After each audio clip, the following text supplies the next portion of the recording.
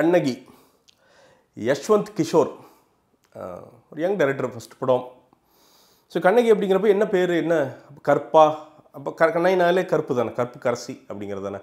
மதுரையவே எரிச்சாங்க அப்படிங்கிற சிலம்பம் கொண்டு அதெல்லாம் நம்ம கேள்விப்பட்டிருப்போம், நிறைய கதைகள் படிச்சிருப்போம்.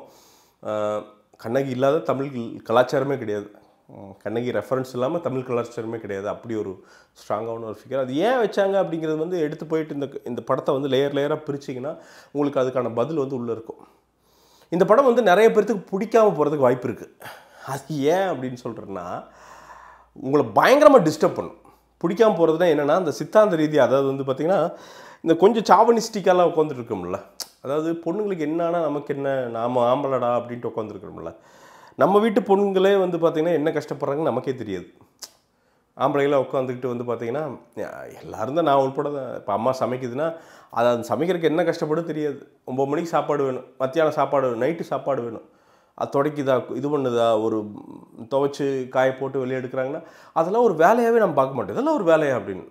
அது எப்போ வேலைன்னு தெரியும்னா, அதை நாம் பண்ணுறப்ப தான் தெரியும் என்னென்ன வழிகளை அவங்க அனுபவித்து உட்காந்து ஒரு வீட்டை மேனேஜ் பண்ணுறோம். ஒரு வீட்டை மேனேஜ் பண்ணுறதுங்கிறது ஒரு நாட்டை மேனேஜ் பண்ணுறதுக்கு சமம். அவ்வளோ கஷ்டமாக இருக்கும். அவ்வளவு வந்து உங்களுக்கு வந்து சின்சியராக சிரத்தையாக கன்சிஸ்டண்ட்டாக இருந்தால் தான் ஒரு வீட்டை வந்து வீடாகவே வச்சுருக்க முடியும். அதை பண்ணி பார்த்தா தான் தெரியும். ஸோ அது மட்டுமே அவங்களுக்கு பிரச்சனை இல்லை. அவங்களுக்கு வந்து உடல் ரீதியாகவே வந்து பார்த்திங்கன்னா அந்த பீரியட் டைம்ஸ் எல்லாம் வந்து பார்த்திங்கன்னா அந்த உடல் படுற சோர்வு, இது எதையுமே காமிக்காமல் நம்மளுடைய அம்மாக்கள், தங்கச்சிகள், அக்காக்கள், சொந்தக்காரங்க இவங்கெல்லாம் வந்து அந்த பொண்ணுங்கள்லாம் வந்து பார்த்திங்கன்னா அந்த அப்படியே வந்து வளர்ந்துருக்காங்க. இதில் வந்து என்னென்னா, இந்த ஓரளவுக்கு புரிகிற ஃபேமிலிக்குள்ளே இருக்கிற பொண்ணுங்க ஓகே. இன்னும் ஆணாதிக்கங்கள் உச்சத்தில் இருக்கிற, அதில் உள்ளே இருக்கிற மாட்டிக்கிற பொண்ணுங்களாம் வெளியிலே பேச முடியாது. இதையும் சுமந்துக்கிட்டு அங்கே உட்காந்து பார்த்திங்கன்னா கடும் வேலைகள்லாம் பண்ண வேண்டியதெல்லாம் இருக்கும். அங்கே வந்து பார்த்திங்கன்னா எது தப்பு சரி அப்படிங்கிறதே தெரியாமல் ஒரு வாழ்க்கை வந்து பார்த்திங்கன்னா அப்படியே வாழ்ந்துட்டுருப்பாங்க. அதையெல்லாம் வந்து கண்ணாடி போட்டு அப்படியே வெளிச்சம் போட்டு காட்டுற அப்படி யஷ்வந்த்.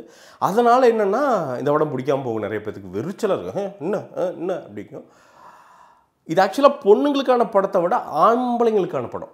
பசங்க போய் உட்காந்து பார்க்குறப்போ வந்து பார்த்திங்கன்னா, ஐ திங்க் உங்களுக்கு ஒய்ஃப் இருந்தது, அக்கா இருந்தது, தங்கச்சி இருக்குன்னா இன்னும் ஏதாவது அவங்க ஏதாவது கொஞ்சம் கடினமாக மூஞ்சி சொல்லிக்கிறாங்கன்னா, அதுக்கு பின்னாடி ஏதாவது இருக்கும் போலயே நம்ம கொஞ்சம், அதாவது உட்காந்து அவங்கள லிசன் பண்ணுவோம், கடந்து போகாமல் லிசன் பண்ணுவோம், அலட்சியப்படுத்த மாட்டோம் அவங்கள. அதுதான் இந்த படம் பண்ணும். அது அந்த மாதிரியான ஒரு அழகான ஒரு படம். இதில் வந்து பார்த்திங்கன்னா அம்மா அபிராமி, கீர்த்தி, அதே மாதிரி வந்து பார்த்திங்கன்னா அந்த காலேஜ், ஐ மீன் சாஃப்ட்வேர் எம்ப்ளாயியாக வர்ற பொண்ணு நதி அப்படின்ட்டு, ஒவ்வொரு கேரக்டருமே வந்து பார்த்திங்கன்னா டிவோர்ஸியாக அவங்க, நீங்கள் அதெல்லாம் பார்த்திங்கன்னா அந்த டிவோர்ஸி கேரக்டர் அவங்களாம் அது ஊரில் நம்ம பார்த்த கேரக்டர். ஒரு இன்செக்யூரில் பேசுகிற டைலாக்ஸ் எல்லாம் பயங்கரமாக இருக்கும். தாலி பற்றி, கல்யாணத்தை பற்றியெல்லாம் வந்து பார்த்திங்கன்னா எதுவுமே வந்து பார்த்தீங்கன்னா புரட்சி அதெல்லாம் இல்லை, யதார்த்தம் என்னவோ அதெல்லாமே பேசுவாங்க. அம்மா அபிராமி வந்து ஒரு சாதாரண ஒரு கிராமத்தில் இருக்கிற ஒரு வளர்கிற ஒரு பொண்ணு அப்படிங்கிறப்போ அதில் போட்டு அந்த பொண்ணை என்ன புலிறானுங்க இவனுங்க. ஒரு கிட்டத்தட்ட பண்ட பொருள் மாதிரி தான் இன்றைக்கி நிறைய பொண்ணு கிராமத்தில் வந்து பண்ட பொருள் மாதிரி. வாரத்துக்கு ஒரு மாப்பிள்ளை வருவான், நிற்பான், லட்டு ஜிலேபி திம்பான், காப்பி குடிப்பானுங்க. இந்த பொண்ணு போய் நிற்கும், அவனை புருஷனாக நினைக்கணும். அதான் கேட்கும் அம்மா ஒரு பாயிண்ட்ல, எத்தனை பேர் தான் புருஷனாக நினைக்கிறது அப்படின்னு வந்து கேட்கும். அது சத்தியமான உண்மை, அது உண்மையான உண்மை. அதே மாதிரியே வந்து பார்த்திங்கன்னா திடீர்னு வந்து பார்த்திங்கன்னா எந்த இதுவுமே இல்லாமல் கணவனால் கழட்டி விடப்பட்ட பொண்ணுங்க, அந்த பொண்ணுங்கள்லாம் வந்து பார்த்திங்கன்னா அந்த கோர்ட்டுக்குள்ளே தவிக்கிற தவிப்பு இருக்குல்ல, அதெல்லாம் வந்து அவங்க அப்படி கொண்டு வந்துருந்தாங்க. அப்படியே வந்து அந்த கேரக்டர் அவங்க வந்து அவ்வளோ பியூட்டிஃபுல்லாக அதை வந்து வெளியெடுத்துட்டு வந்துருந்தாங்க. இன்னொரு பக்கம் கீர்த்தி பாண்டியன் வந்து பார்த்திங்கன்னா ஒரு கர்ப்பிணி, அந்த கர்ப்பம் தரித்ததுங்கிறதுல அது ஒரு பஞ்சாயத்து. அதில் வந்து சிக்கி தவிக்கிற ஒரு பொண்ணாக வந்து பார்த்திங்கன்னா அந்த வயிற்றை போட்டு அடிக்கும் போதெல்லாம் நமக்கு அப்படி நெஞ்சே நிற்கும். ஐயோ ஏம்மா அடிக்காதம்மா அப்படிங்கிற அளவுக்கு வந்து பார்த்திங்கன்னா எல்லாமே டீப்பாக உள்ளே போய் ரொம்ப எல்லா லேயர்களெல்லாம் கடந்து உட்காந்து யஷ்வந்த் வந்து ஆராய்ச்சி, ஐ மீன் லிட்டராக ஒரு கேஸ் ஸ்டடி மாதிரி பண்ணியிருக்கார். ஒரு ஒரு பெண் டைரக்டர் எடுத்துருக்க வேண்டிய படம் இது ஆக்சுவலாக.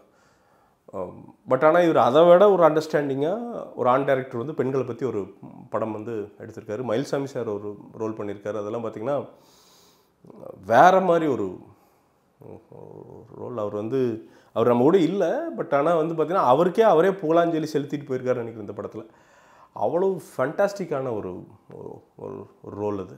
ஒரு கம்யூனிஸ்டாக இருப்பார், அது ஒரு மாதிரி பெக்யூலரான ஒரு ரோல். அதான் சொல்கிறேன், அது சில ரோல்களில் கோவப்படுத்துவங்களே, அது அப்படி தான் படுத்தும். பட் அது ஏன் படுத்துது அப்படிங்கிற வெளியில் வந்து உட்காந்து யோசிச்சு பார்த்தீங்கன்னா உங்களுக்கு இந்த ரியலைசேஷன் வந்து வரும். அம்மா அபிராமி வந்து இந்த கோயிலில் இருக்கிற சீன்லாம் வந்து பார்த்திங்கன்னா லிட்ரலாக வந்து அந்த பொண்ணு வந்து குழந்தை, தன்னுடைய இப்போது மாதவிடாய் காலம் அப்படிங்கிறது வந்து அது கூட கரெக்டாக அது மெயின்டைன் பண்ண தெரியாத ஒரு குழந்தை, அதைத்தான் வந்து பிடிச்சி கல்யாணம் பண்ணி தர்றாங்க அவனுங்க. அப்போ அந்த பொண்ணோட மனநிலை யோசிச்சு பாருங்களேன்.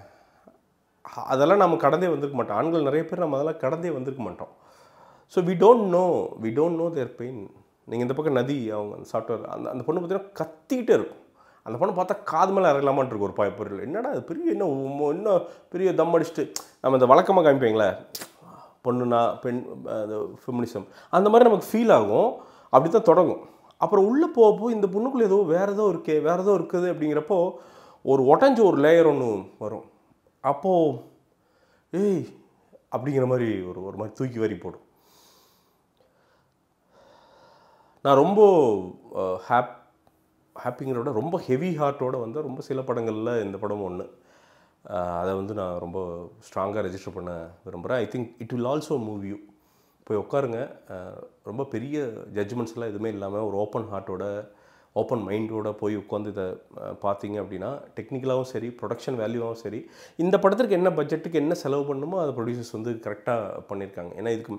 ஏன்னா சிறு படங்கள் எடுக்கிறது அவ்வளோ கஷ்டங்க. இன்றைக்கி வந்து பார்த்திங்கன்னா வியாபார ரீதியாக அவ்வளோ பிரச்சனைகள் இருக்குது. அப்படிங்கிறப்ப இந்த மாதிரி படங்கள் வர்றதுங்கிறதே பெரிய விஷயம். இது விஷன் இருக்கிறதே பெரிய விஷயம்.